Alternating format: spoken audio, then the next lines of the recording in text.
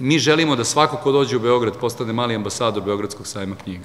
Po zvaničnim pokazateljima i po brojevima kojima možemo da se ponosimo, Beogradski sajam knjiga je drugi najveći u Evropi. Po poznatosti nismo ni blizu na tom mestu. I ono čime ćemo se mi baviti u narednom periodu je upravo činjenica i spremnost, da smo spremni da pozovemo ljude koji će o Beogradskom sajmu knjiga, o kvalitetu samog sajma, o kvalitetu naše izdavačke produkcije, o kvalitetu naših pisaca, informaciju prenositi na mnoge meridijane i mnoge zemlje. I zbog toga smo ove godine opredelili budžet od $1,5 upravo u funkciji podrške